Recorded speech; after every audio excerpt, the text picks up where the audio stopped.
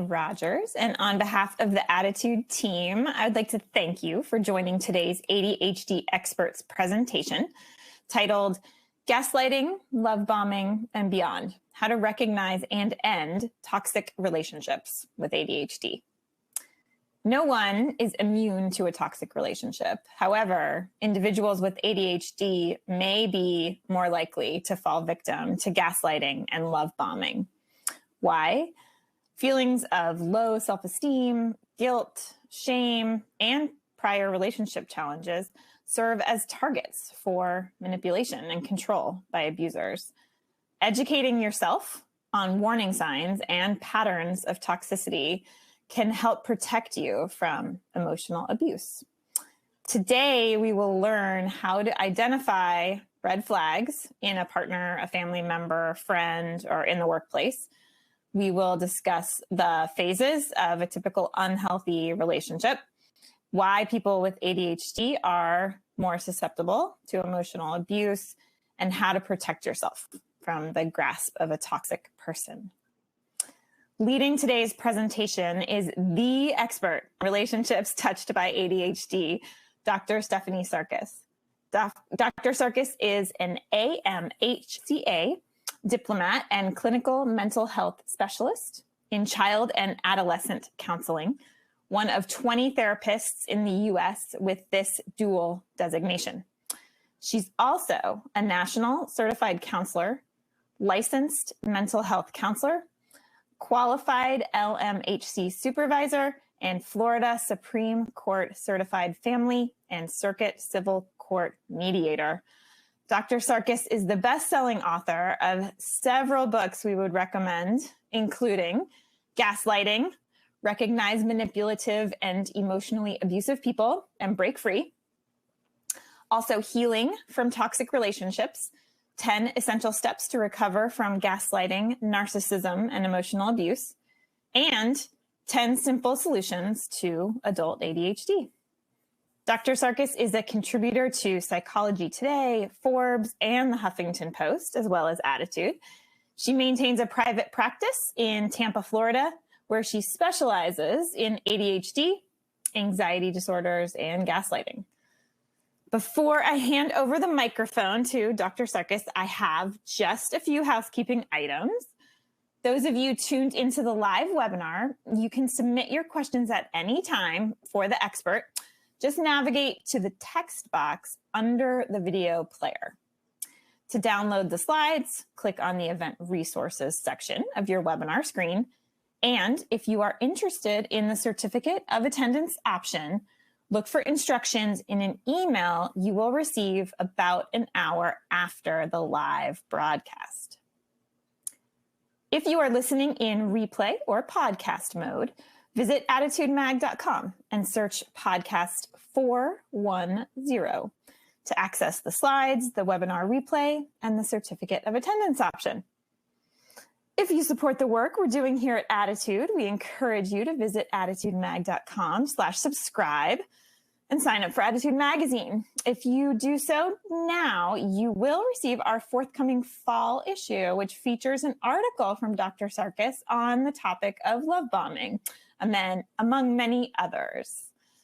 Okay, finally, the sponsor of this webinar is Inflow. Inflow is the #1 app to help you manage your ADHD. Developed by leading clinicians, Inflow is a science-based self-help program based on the principles of cognitive behavioral therapy. Click on the link on your screen to download it now on the App Store and Google Play Store. ADDitude thanks our sponsors for supporting our webinars.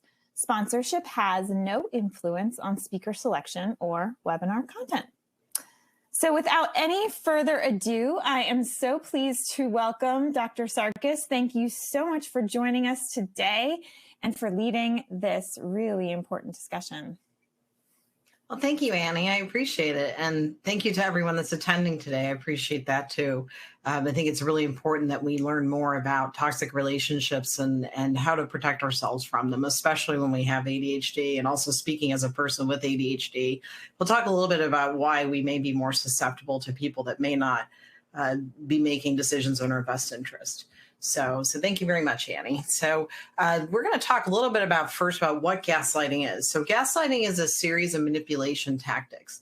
It's used to make you feel like your sense of reality isn't correct. So you'll have someone that will say to you, what you saw and what you heard isn't what happened. They will do something called projection, where they will be doing a bad behavior and then blame you for that same behavior. So they may obsessively accuse you of cheating. They may say to you, you're 5 minutes late from work. I know that you're going out with people, or they're asking to look at your phone when in fact they've been cheating. So you'll see quite a bit of projection from gaslighters. You also see them use what I call invisible armies. So they will say, this person thinks that you are, the worst, or, everybody at my work thinks that you're crazy, or everybody, in this friend group thinks that you're crazy. So they use these, invisible people. And if you ask for details about who exactly said this, they'll make something up, or they will be very vague about who said these things. So again, that's called invisible armies that they use.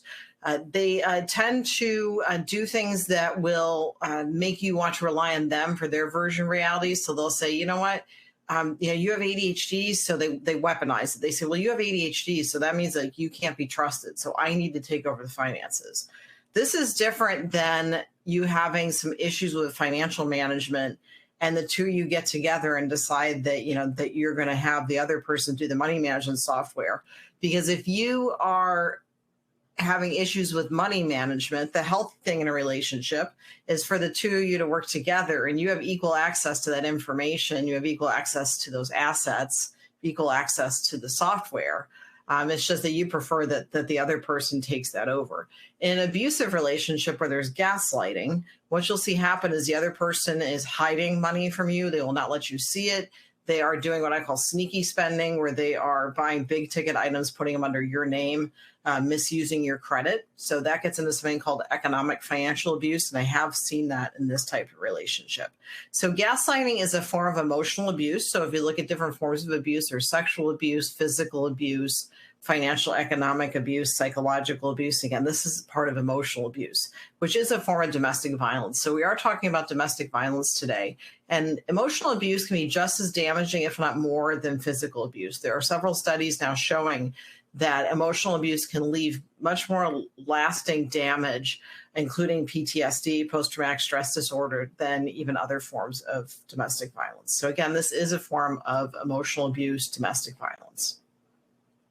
And also the other thing that you'll see with gaslighting too is that when you try to leave this person, they will at first maybe act like it's not a big deal that you're leaving, but you're shutting off their attention center. So people like this tend to want someone that is attending to all their needs, and there's no one that could fill anybody's 100% needs. It just doesn't happen. So they will try to suck you back into the relationship, and that's called hoovering, named after the vacuum. So they will promise you things that maybe they weren't fulfilling in the relationship. So let's say that you wanted to have kids and they didn't. Then they're all of a sudden like, well, I think I've changed my mind about that. I want to have kids. They'll never usually apologize for their behavior because they don't feel they did anything wrong. But they will promise you things that they didn't before. There's something called future faking, which is where they will come up with these great ideas of what's going to happen in the future, but those never come to fruition. And when you bring that up to them and you say, hey, we talked about, going on this vacation together, they will say, well, I don't know what you're talking about. Or they'll blame it on you and say, well, because of the behavior you'd had, I don't know if I want to go on vacation with you. I don't know if I feel safe going on vacation with you. And they never intended to go on vacation with you to begin with. So they will do things called future faking. And again, that's part of hoovering, where they try to suck you back in. And we'll talk a little bit about what the best way to respond to this is, because if you do go back to the relationship, it may start out that you are having this honeymoon phase to your relationship, but eventually it goes right back to where it was before with the same amount of abuse, and then it starts increasing. So we'll talk a little bit more too about just the nature of this type of abuse, that it starts off very slowly. And it can be very difficult to spot this kind of person because in the beginning, it seems like everything's fine.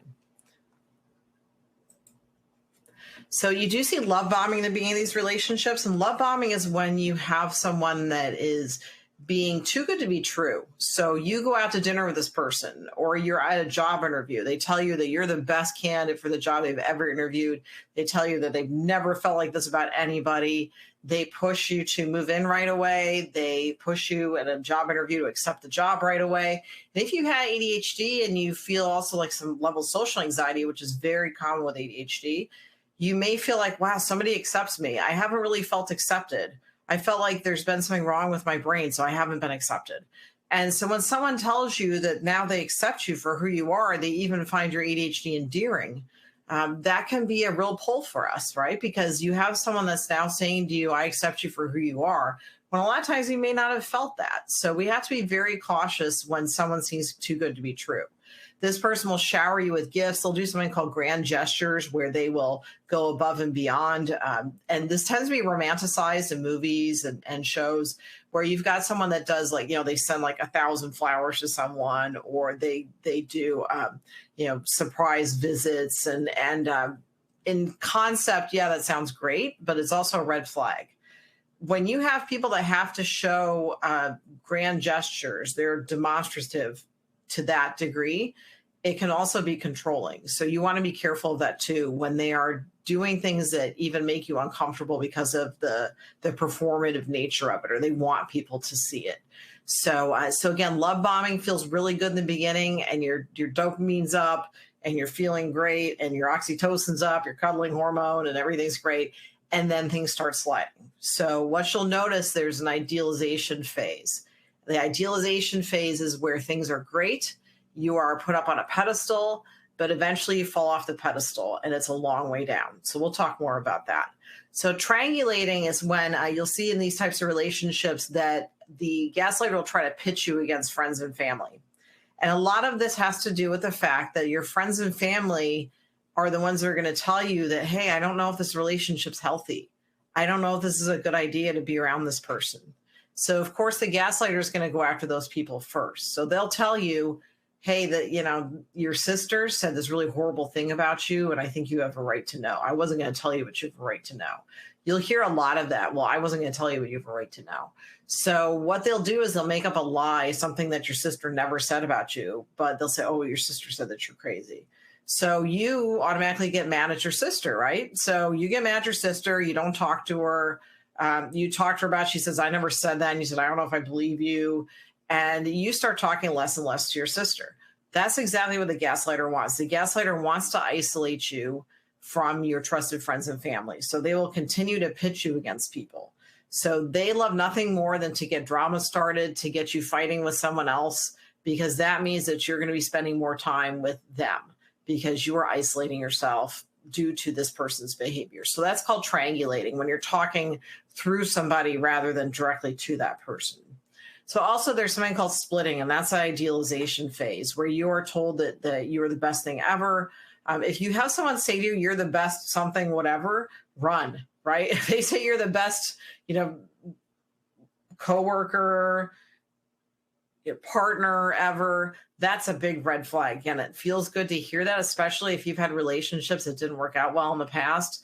But when you're told that you're the best ever at anything, you want to run. That's a sign that you're in the idealization phase, because logically you can't be the best ever in things, right? So you're told things that seem too good to be true again. So you'll see after the idealization phase where you're told that you can do no wrong, now you get into the devaluing phase, which is now where you're told that you can do no right. And usually the transition this phase happens when the gaslighter is aware that you are now committed to the relationship. So they know that you are in it. So they will ask you during the relationship, sometimes in the beginning, are you committed? How much what percentage you is in? How are you feeling about this? They'll constantly try to gauge to see if you are hooked. And once you're hooked, then they'll start commenting about your ADHD, or they'll start commenting about what you're wearing or your body type, things you can't change. And they will constantly poke at it. And if you try to bring up, hey, this behavior you're having is insulting to me and it's hurtful, they will usually point it back at you and do something like, again, weaponize your ADHD and blame that instead. So if it wasn't for your ADHD, I could have a regular conversation with you and things like that. So the discarding phase is when they've either been chronically cheating, which is a very common thing, is again, they need to get that attention. Again, just one person cannot fill this person's need for attention. And they will either drop you like a hot potato, which can be very confusing for people. The grief that you go through at the end of these relationships is much more intense than in other relationships, or they will come back around and hoover you. If you leave, again, they will try to hoover you because they do not want to lose that attention. So you see this kind of behavior in narcissistic personality disorder, antisocial personality disorder, borderline personality disorder, but you can also see it without a disorder present. And people ask me, do people realize they're doing this? I wrote an article for Psychology Today where I talk about how it really doesn't matter how they got to this behavior. It's just that it's abusive. So they're still 100% responsible, because some people I think are just born with what I call bad wiring, and they get dopamine hits for that feel-good brain chemical I was talking about before. They get dopamine hits from getting power and control over people. So, our brains light up when we do a good job at work, or when you play with your kids, or you play with your puppy, or something good happens, and your brain gets a boost of dopamine. What happens in brains that are wired to control and manipulate people is that when they successfully control someone, their dopamine spikes. So the brain wiring is different. You also have people that have learned this behavior from their parents. So they think that this is how relationships work, because when you're a kid, you look to your parents as to how life should go, right? So if you're looking at your parents and seeing that they're using this manipulative behavior, you think that that's kind of how life goes. People that realize that they have a pattern of behavior that is not conducive to healthy relationships and they're seeking help, they're more likely to be able to change their behavior. But if you have someone with a personality disorder, they have what's called egocentric personality, which means that they think everyone else has a problem and they're fine. So if you talk with some narcissistic personality disorder, they'll say, well, what's the problem? Why do you have an issue? I'm fine. So it's very hard to have someone like that go to therapy, because they think that they know more than the therapist. They think that that they are fine and everyone else is crazy. So it's very hard for those people to get help. So if they, the main thing about getting help is you have to want to get help, right? So it's very important that we look at the fact that regardless of how someone came to this behavior, they're still 100% responsible for it, and it's still abusive behavior. So gaslighting is a pervasive event. This happens across people's relationships. It's not just your relationship with this person. That's happened in previous relationships. It's probably happened in their family of origin. That's the family they grew up with. It's happened with other coworkers. It's happened with other friends. You are not the first person that they've had issues with, or you've had issues with them. They may tell you, I've never had an issue like this with other partners. All my other coworkers love me. That's not true. They've had issues with them, right? So they will idealize former partners as a way to make you feel insecure. So it's not someone that's just in a bad mood. You have a bad day at work and you come home and you're grumbly and you're like, I just want to be left alone. That's not gaslighting. So this is a purposeful manipulation of people. It's not about poor communication, because, with ADHD, sometimes what we're thinking and what we say can be two different things because of that executive function reconstitution of information issue. But this is not just poor communication. This is, again, a concerted effort to make you feel like your version of reality is incorrect and to rely on that person for their version of reality. This is not a temporary event. This isn't something that happens once. This is, again, a concerted effort to build up a case for you to not use your intuition, to not use your judgment to determine that this person's unhealthy. Again, people will tend to be driven towards the gaslighter because the gaslighter is telling them that their version of reality is not correct. It's also not something that you may be able to pick up on.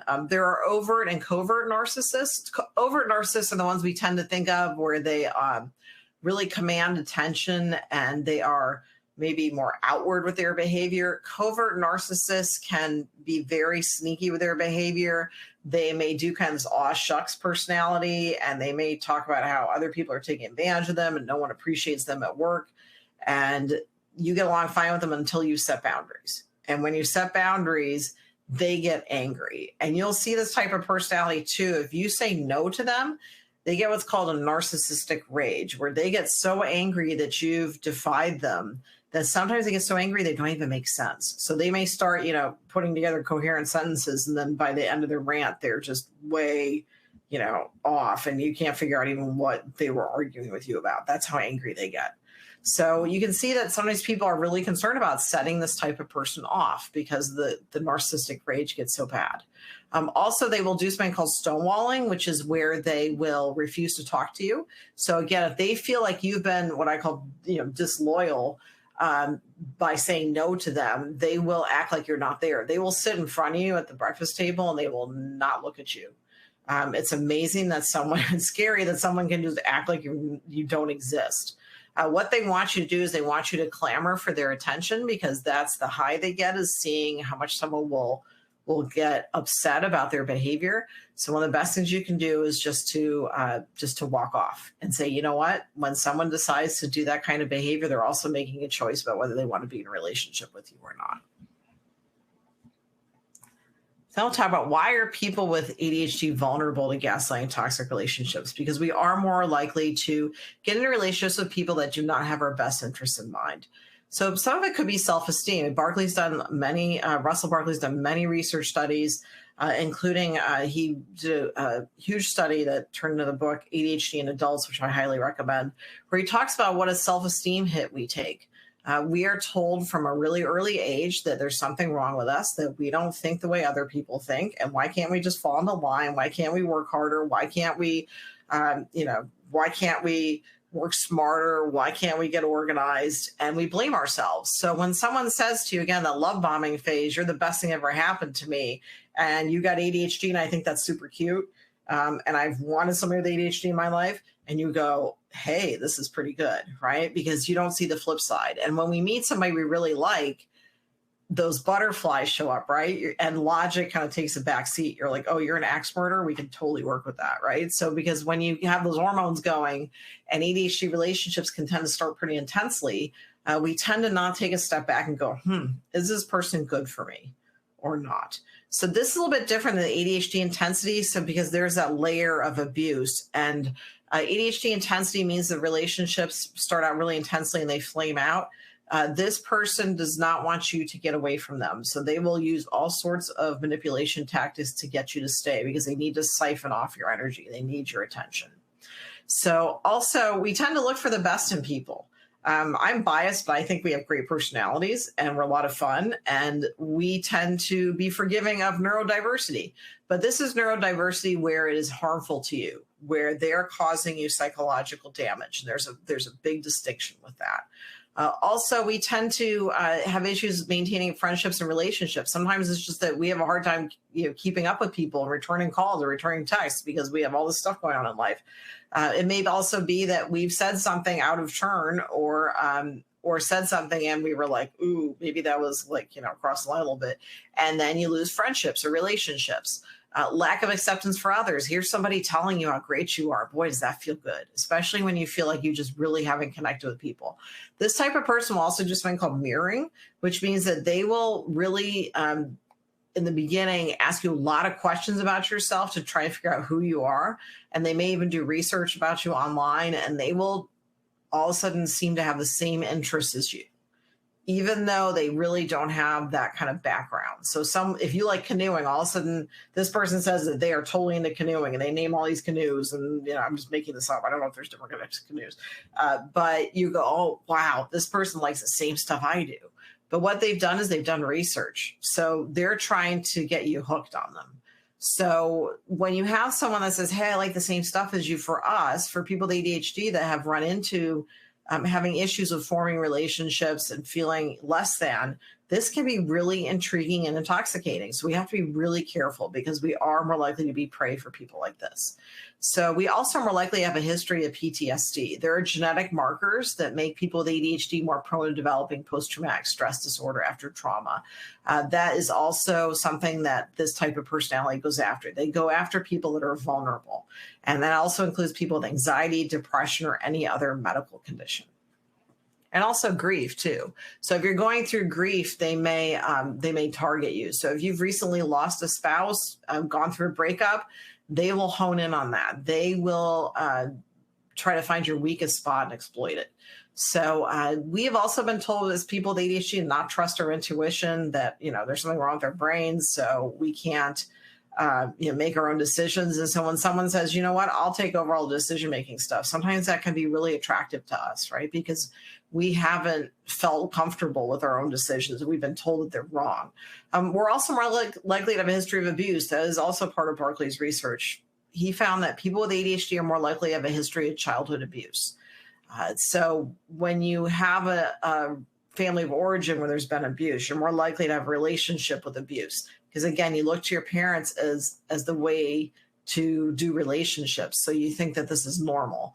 And also a healthy relationship may seem kind of boring to you.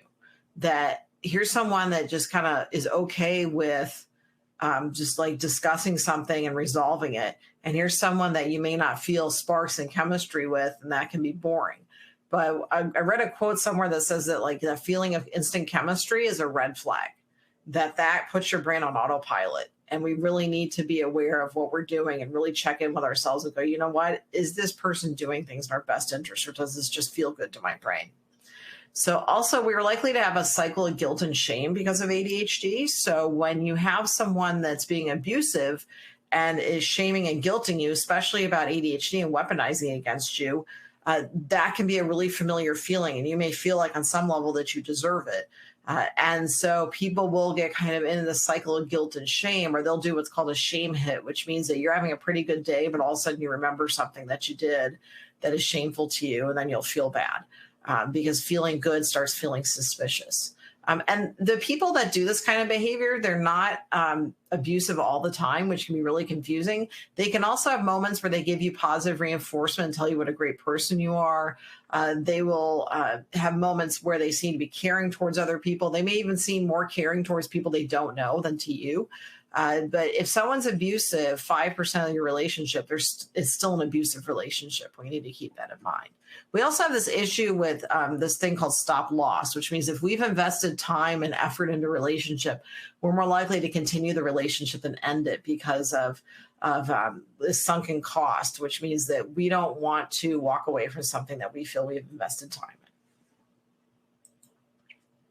So also we tend to unconsciously seek someone that's pulled together. And what I mean by that is someone that is good with money management, the things that we're not, right? Because we tend to be attracted to compliments. So, and I mean compliments with an E, not an I. And what I mean by that is here's someone that looks really good on paper. They seem educated. They seem like they have their act together. They may seem like they have good relationships, and they seem to be pretty organized. But the flip side of that is it can be controlling behavior. There's a flip side to all behaviors, right? So like ADHD, we have issues with organization. The flip side is that we can be pretty fun to be around, right? We're pretty good with, being able to come up with stuff on our own. But when you have someone with this type of personality, that kind of pulled togetherness can also turn into control. So keep that in mind. If you meet somebody and you're like, wow, they're really organized and they really can do money management, sometimes it goes into being controlling and not giving you access to money. So also, again, keep in mind that our relationships tend to start out pretty intensely. We get those dopamine hits from people. So, but this is different in that this is a concerted effort to make you question your reality. And again, it's a form of abuse. And everyone's vulnerable to gaslighting. If you think you're not vulnerable to gaslighting, you are. And that is ADHD people or non-ADHD people. Everyone's at risk of being manipulated. It just depends on the intensity of the manipulation. But again, people with ADHD, depression, anxiety, grief, other medical conditions are all more vulnerable to this type of person. So here's some quotes from people I've worked with. So he told me that I needed to go to therapy because my ADHD was intolerable. When we got there, he told the therapist I need to be fixed. He didn't take responsibility for any of his behavior, including slamming me into a wall. I have had couples that I speak to. Right now I'm doing all telehealth. And I have had couples I speak to that maybe they'll, one partner will, I have questionnaires I have people fill out ahead of time, and maybe the person's not honest on the questionnaire. But one of the things you'll see is that there's a question on my questionnaire that says, what do you think, what behaviors do you think have contributed to the issues you're having in your relationship? And a gaslighter will usually answer that with, if anything, I've just been too kind and I've been too understanding. And there's a lot of martyr behavior. But I have had people that have told me that the other person has the problem and they're not the problem. And that means, yes, they are the problem, because there's something about that not taking responsibility that's a real tip off that the person is abusive. Because healthy people say, you know what, I had this behavior. I'm ashamed of it. I need to change it. And they will sincerely apologize. A proper apology isn't, I'm sorry you got upset when I did blah, because that's putting it on you. But if they say, I'm sorry that this happened, that I did this thing, here's how I'm trying to make that right, and here's what I'm doing to make sure it doesn't happen again, that's a proper apology. People need to own their behavior. Also, if you're being blamed for your reaction to their behavior, that's also a red flag. This is not workable and possibly abusive. So that means that someone does something that's inappropriate, you get upset about it, and they blame you for being upset and tell you that, you have no right to get upset about that. That's not something people get upset about. Whatever feeling you have a legitimate right to that feeling, regardless of whether the person agrees with you having that feeling or not.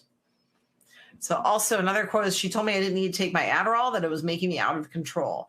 I think what I was doing was helping me see more clearly that I shouldn't be treated this way, and I was speaking out. His wife flushed all his Adderall and also called his psychiatrist and told the psychiatrist, left a message, with various lies about him. And so you'll see this where if you're getting better, the gaslighter will scramble trying to keep you under their control. So anytime that you're seeking help, they will see that as a threat to their dominance. My husband would hide my prized possessions, and when I couldn't find them, he blamed my ADHD. This has happened to several people.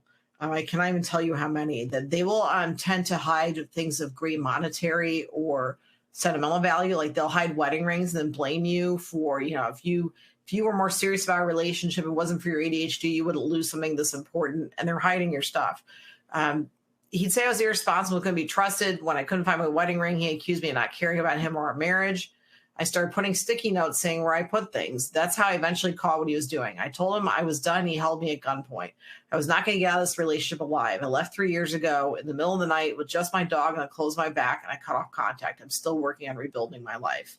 So this type of behavior, this emotional abuse, is a segue to physical abuse. And it's a segue to your relationship being possibly lethal. So you have to be very careful. So what's recommended is going no contact or low contact. No contact means you block all forms of communication. You block phone numbers, you block emails, you block social media accounts, because these people will purposely provoke you over social media. They will post things that are comment about your relationship. They'll post stuff that only you know about in the relationship. They will threaten to post. They'll blackmail you and threaten to post stuff about you online. They will find a new source of narcissistic supply, or the person they were cheating on you with, and they will start posting it all over social media. So you want to block their social media accounts. Also, sometimes you can't do no contact because you share kids. So in that case, low contact is recommended. So you can do something called parallel parenting. And I have a podcast called Talking Brains. And I, amongst episodes on ADHD, I also talk about gaslighting. And also there's a couple episodes on parallel co-parenting, which is where you have a little contact with the other parent as possible, because there's so high conflict. It could be that you only should speak through a co-parenting app, because every time you talk with this person on the phone or you do emails, the person purposely tries to goad you into getting a reaction. So this person will fight you in court just to fight you, to keep up that emotional connection. So that means, setting time limits to calls or visits, having a person with you. So if you're around somebody in your family of origin that's a gaslighter and you have to attend a family event, it means bringing somebody with you and limiting your amount of time at that event. And also I tell people I have a nonverbal cue between the two of you that means I need to get out of here now. Or you just decide, you know what, this isn't worth it. I'm going to get together with other members of my family on my own time, just not meet with this person. So there's also something called the gray rock technique, which means that you respond to this type of person as boring a way as possible with no emotion, just like you're a rock. So you'll have someone that's a gaslighter, bring up really personal, detailed information. They know what buttons to push. So if they say, you're stupid and you can't focus, you go, okay, well, maybe that's true. And if you say maybe that's true, they usually stop because they're not getting any reaction out of you. You're not saying yes, you're not saying no. There's some in the middle. So you want to be as boring as possible and not give them a reaction. You're also humans. People can only take so much too. So you want to also give yourself some grace too, that this type of personality can be very difficult to keep your cool around. So the best thing to do is just really limit your contact or cut off contact. These people tend to not get better. So if you're co-parenting with a gaslighter, get a good family law attorney. If you cannot afford one, there are a lot of family law attorneys that work pro bono, which means at no charge, especially in cases of domestic violence, or low bono, which means they have a sliding scale. So you pay based on your income. Have a detailed parenting plan. A parenting plan says, when you're going to have the kids, on what days and what times. A detailed parenting plan says specifically where you're going to exchange the children, at what time, how long do you need to wait for the other person. If the other person messages you on a co-parenting app, then if you need to respond in a certain amount of time. And what I see sometimes is a passive aggressive behavior from the gaslighter. So what they'll do is you'll ask them a question about something coming up in the kid's life, in the next 48 hours, and they refuse to answer. And I have seen parenting plans that say if the other parent does not answer within a certain amount of time, then you get to make the decision. And the co-parenting app will see that the person's read it. So if they say, well, I didn't see it, then you've got documentation of that. That's why I tend to recommend using co-parenting app. Also, a parent coordinator is someone either appointed by the court or you can privately hire them. It's usually a psychologist or mental health counselor or social worker that they are especially trained in handling high conflict co-parenting. And so you will meet with them to try and get to a point where the other person is held accountable and you're more likely to have not the best co-parenting because it's really hard with this personality, but a better chance of having a lower amount of stress in your life. Also beware of parental alienation. You can have it put in your parenting plan that the children should not be told to call you by your first name. That's a form of parental alienation in case your kids start calling you by your first name rather than mom or dad. So you may also see that the parent is talking badly about you to the kids. That's a real common one. You just want to keep documentation of that because if you go to an attorney, they're going to want to see documentation of these things happening. So you want to put the date, direct quotes. I've also had people that have had their cars tracked. They took their car to a dealership and found out that there was a tracker placed on their car. So that was particularly when a spouse or former spouse was showing up at really odd times and locations. And that's how they discovered that they were being tracked. So if you work for a gaslighter, try to not be alone with them at any point during your workday. Also, they will try to figure out ways to do that. So they'll tell everybody that they had the day off, but you're the only one that shows up. Get out of there pronto. You are not obligated to stay there. Look up your employer's human resources harassment policy. Sometimes the Equal Opportunity Commission that is the organization in the federal government that kind of oversees your rights in the workplace. They have their own harassment policy, but sometimes you need to report it through your work's human resource department. There are some workplaces that do not need to have a human resource department or the EEOC says, they don't need to follow a harassment policy. So I always recommend get a labor attorney. And at the same time, too, if you're being targeted because of your ADHD, get an attorney that also specializes in Americans with Disabilities Act. And again, maintain documentation of who you've talked with, what they've said to you, direct quotes, places, dates, and keep that information on your own device. If you put that information on an employee-owned device, like a laptop or a phone, when you quit or you're fired, one of the first things they'll do is confiscate those. So you want to make sure that you're maintaining that documentation on your own device. Also, I've worked with people that they've had their items moved around on their desk, or their computer's been used. They've logged in, and the person is told, "Well, you have ADHD, so you can't be trusted." When in fact, the person is having items moved on them. So again, we have to be very aware that any form of domestic violence, including emotional abuse, increases lethality in relationship or the chances that you will be killed.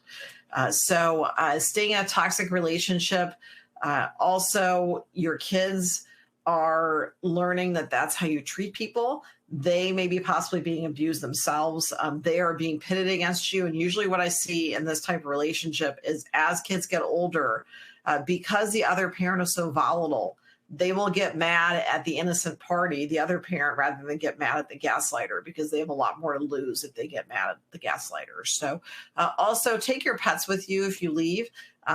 These people are known for abusing pets. I have an article in Psychology Today where I talk about narcissists and pets, that they can either treat pets better than people, and I mean excessively so. God knows I treat my dogs like royalty, but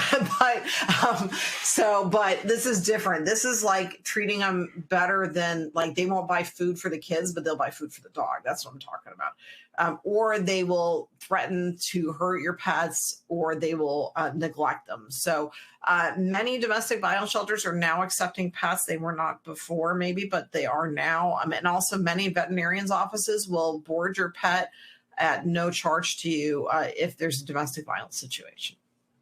And keep in mind too, the most lethal time is when you leave the relationship, or the gaslighter gets wind that you're leaving the relationship. And of course, if there are firearms on site, you have a much, I think it's about 10 times higher rate of lethality in your relationship.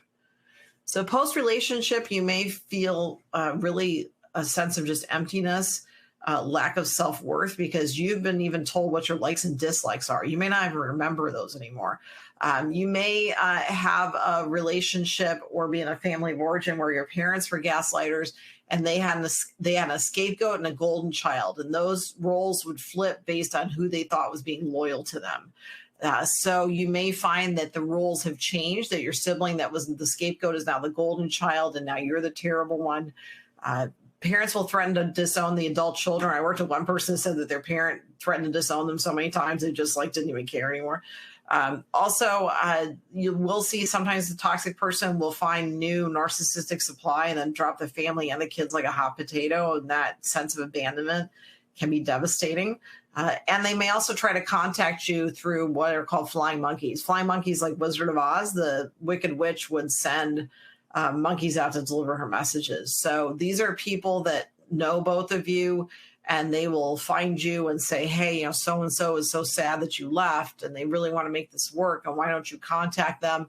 And you need to be very clear with people that we are not going to talk about this person. That's a no-fly zone, as I call it. And if the person continues to talk about them, you may need to walk away. And you may find too that when you reconnect with other people in your life that you've been isolated from, you may start seeing that they have some pretty toxic behaviors as well. So it's really important to educate ourselves and educate kids as early as possible about just having good boundaries with adults, good boundaries with friends. Also, consistent treatment for ADHD. We are more likely to make clear decisions. We're more likely to think ahead. We're more likely to pace ourselves when we have the appropriate medication on board. Stimulants have been found to be the most effective form of treatment for ADHD. There are also non-stimulants, but in head-to-head studies, stimulants are more effective. Also, cognitive behavioral therapy and research has been shown to be quite effective for treating ADHD and depression and anxiety. There's also other forms of therapy like dialectical behavior therapy, solution-focused therapy, and learn the red flags. So one of the things you can tell if you're on a date with someone, first date with someone that is a gaslighter, is they will ask you inappropriately personal questions like, what's your biggest fear? What's your biggest loss? What's your biggest shame in life? And they're not doing that to develop an emotional connection with you. They're doing that to gather data. Because when you get into an argument with them or you tell them no, one of the first things they'll go to is something that you feel shameful about. Oh, no wonder your sister doesn't talk to you. And you remember that you told them about this on your first date. So they collect ammunition. They collect whatever your darkest fears are, and they will use them against you. One of the other things that they tend to do is go after your ability to parent. because that's an area that most people are sensitive about. So they tend to go after that because they know that's going to be a sore spot. So again, it's also the way they treat wait staff at restaurants. If you have someone that is yelling at wait staff, is not treating them appropriately, you want to just get up and leave. And I know that sometimes people tell me, well, I don't want to be rude. Sometimes you just need to get away from these people, because the more you spend time with them, the more you're going to get sucked into their schemes. So, questions? Sorry about that. I was busy going through all of the really, really tough and important questions that we've been receiving. So I'm going to get right into them and just start by very quickly thanking again our sponsor, Inflow, for sponsoring the webinar. Okay, Dr. Sarkis, so much here. The first and probably most prevalent question is, we talked a lot here today about how people with ADHD may be more susceptible to all of these toxic behaviors. Can they also be more likely to exhibit these toxic behaviors? Yeah, I don't want to say that people with ADHD won't engage in these behaviors, because they can. Anybody is susceptible not only to being a victim to this type of personality, but also being this kind of personality. And again, if you had parents that had these types of behaviors, you may be more likely to not only be a victim, but also a perpetrator as well. But the important thing is, if you are having these behaviors, that you seek help from a mental health professional, because if you know that you're doing something that's just not helping you develop good relationships, talking it out with someone can be life-changing. Right. And a couple of people here saying that they've been in relationships with people with ADHD who they don't necessarily believe that they are manipulating on purpose. But for example, the dopamine hit that you mentioned in that idealization phase could cause what looks like love bombing. Does it matter really if you're on the other end of that, whether they're doing it on purpose? Yeah. Abusive behavior is abusive, regardless of how the person came to that. So that's something to keep in mind, because you will hear, like, if you try to leave a gaslighter, they'll say, but, the way I was treated when I was a kid, or the way this happened. No, you're still absolutely 100% responsible for abusive behavior. So, so again, anybody can engage in this behavior, and anybody can be a victim of it. Okay.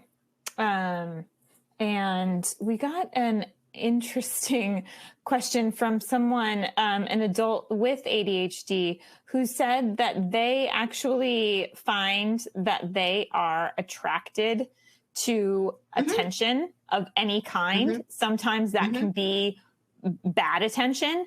And how do they know if they are actually exhibiting narcissistic behaviors or otherwise abusive behaviors? How can they recognize it in themselves? Yeah. Sometimes ADHD behavior can be mistaken for narcissism.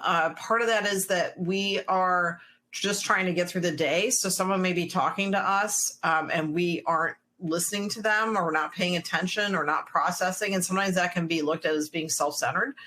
So I always go to a mental health professional that you can talk to them about, hey, I don't know what's going on. I don't know if I have narcissism along with my ADHD or instead of, but I would go to someone that definitely specializes in ADHD. And if they can specialize also in narcissistic abuse, that's a definite plus. But keep in mind too, that if you have ADHD, that there are some behaviors that can be misinterpreted as narcissistic. Right. One woman wrote in to say, as an ADHD person, I'm so used to being told that I'm the problem that I can't tell anymore. Right. Yes. That's what makes us especially vulnerable. It's because we're told we're less than, we're told that we don't fit in. We're told that our brains don't work like everyone else's. So again, in the idealization phase, where you're told that your ADHD is wonderful and you're a great person, that is so intoxicating to us. And especially if, like the other attendee said about that, that attraction to excitement and to attention, that can be a real lure for us. So we have to be super careful about that. Right. I wonder if you can talk a little bit about rejection sensitive dysphoria. It's a common occurrence with ADHD, and how it may make it difficult, perhaps for someone with ADHD to to leave a relationship? Sure. So rejection sensitive dysphoria, it's not a diagnosed condition yet, but what it is that when you are faced with rejection, whether that's personal rejection, like friendships or relationships or at work, it tends to hit us, people with ADHD, harder than other people. We tend to not bounce back as quickly, or we tend to really beat ourselves up about that. And that could be rooted in the fact that we tend to make social errors because of our executive function issues. It could be that we also tend to blame ourselves. And that's where treatment, getting appropriate treatment for ADHD is so important. And that also includes, we have a high rate of depression and anxiety, which also makes us more vulnerable to gaslighters. So that can mean that you stay in a relationship longer because you don't want to deal with that rejection. But also keep in mind, when you're with an abusive person, you're getting rejected on a daily basis. Yes. This question echoes a lot of other ones we received from concerned parents and other loved ones. This particular person wrote in to say that her son, who is 16, has ADHD as well as anxiety and depression. He is in a relationship, his girlfriend and he fight constantly. She recently slapped him, and she feels that her son is tangled in a toxic relationship, but he said that all he wants is to be with her. And we received many questions like this. How can you help, especially an adolescent with ADHD? Can you help them? And if so, what steps could parents take to help them break free? Education about healthy boundaries is so important. And you need to make sure that you're also demonstrating that at home with your own partner. So that means that sometimes you need to limit contact with that person. I'm from the benevolent dictatorship school of parenting, which means your kids, you're the CEO of the family, so you can limit contact with that person. Now, it's difficult. They go to school together, and there may be like a Romeo and Juliet thing where they, try harder to be together, but there maybe need to be some real limits, especially if there's physical abuse involved. And it may be that you need to press charges too if there's physical abuse involved.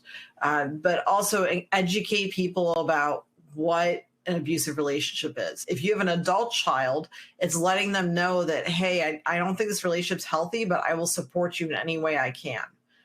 And then that person knows that when the relationship does end, because they inevitably do, that they have a soft place to land and they can talk to you without judgment. But it's really important to let them know that you are there to support them and that you want to be able to have open communication. That being said, if you're with an adult child and they're telling you information that it's really hurting you to hear, you let them know that and say, you know what, the stuff you're telling me, my heart aches for you, and I can't hear anymore because it's really hurtful. So I want to be supportive of you, but I also need to set my own boundaries, and that's okay, and that's understandable. Okay. Now, of course, there are questions on the flip side of this. Someone wrote in to say, how does this work when your parents are the ones that are engaging in triangulation and love bombing and the other toxic behaviors? Right. And maybe that you have to set some limits, and that's where we go no contact or low contact. And again, that decision is not made lightly. That's a decision that is really hard for people to reach. But if you have someone that is not taking responsibility for their behavior, you may need to limit your amount of contact with them. And that means that limiting phone calls, or if the phone call starts getting to be abusive in nature, that you say, okay, I need to go now. Because this type of person, when you confront them and say, hey, the way you've been towards me is abusive, it usually doesn't change things because they're so entrenched in their behavior and they feel like they have a right to it. And you may find that when you're confronting them, their gaslighting gets even worse. So you really have to look at what's in your best interest. What is in the interest of your happiness? What is the interest of your joy in life? And is this person someone that gives you energy or constantly takes it away? Is this a person that makes you feel bad about yourself? Is this a person that lifts you up, or is this a person that continually cuts you down, even in front of other people? And sometimes we just need to set a very clear boundary with people and say, you know what, we're not going to tolerate being treated like that. And that's where gray rock technique, or also just walking away, is super helpful. But it's hard to do, especially if you've been conditioned to think that this behavior is acceptable or normal. And you're also under no obligation to care for an aging parent that is abusive. And that's something I think that is also hard, especially for people with ADHD, is that you're told that, blood's thicker than water, and, honor your parents and all this stuff. If you're an adult and your parent is abusive to you, I'll say that again, you're under no obligation to provide caretaking for them. And that's something that people can be really guilted and shamed into doing. A person that is sick or is dying does not become less narcissistic. They actually get worse. That is such an important point. I feel like I've never heard that before. And I'm glad you repeated it. What an important thing to keep in mind. For the sandwich generation, right? Right. Yeah. When bad things happen to narcissists, it doesn't make them less bad. Right. It doesn't make them less narcissistic. It actually amps them up. A related question here. Is it possible that someone who has engaged in gaslighting behavior, that it could diminish if they start to get treatment for anxiety or depression or conditions that may be in some way contributing to their behaviors?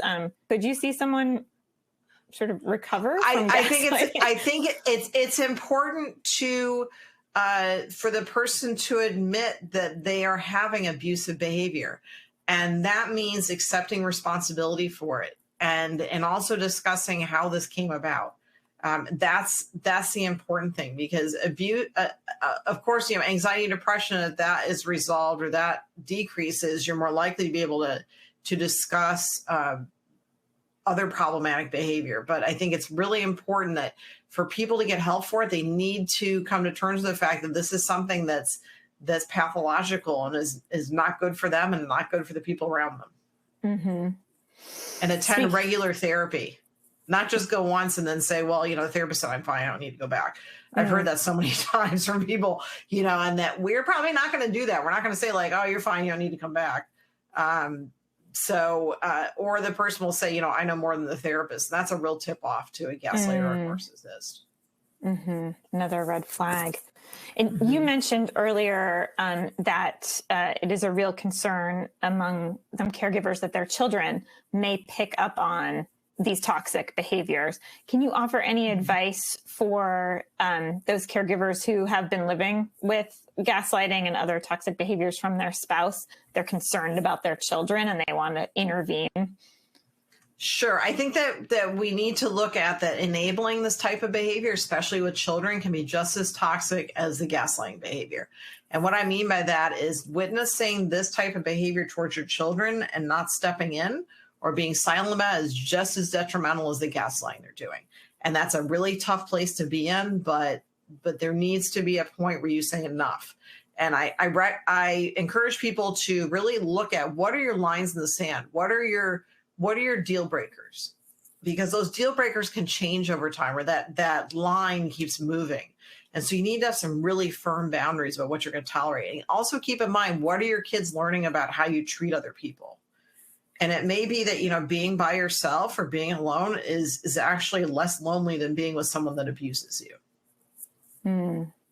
Right. So important to say that out loud. We heard from one woman who wrote in to say she's recovering from a divorce with a narcissist. She met a therapist who met with both of us told me he was a covert narcissist. She also got an ADHD diagnosis while in the marriage that she says her ex-spouse used against her. And so she asks, do you have any recommendations on how to recover from this narcissistic abuse, especially since he's dragging out the divorce? I think it really is something to talk to your attorney about. And attorneys, family law attorneys, good family law attorneys know about narcissism and the different tactics that are used by narcissists and their counsel. I think that's important. It's important to continue going to regular therapy. Make sure you have a good connection with your therapist. Sometimes you have to go to a couple different therapists to find a good fit, and that's okay. But also there's going to be possibly an inherent amount of stress from co-parenting with a toxic person.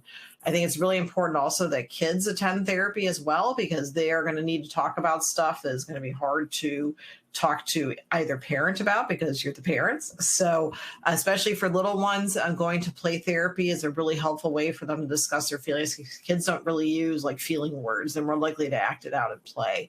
So I think it's really important that everybody gets the support services they need.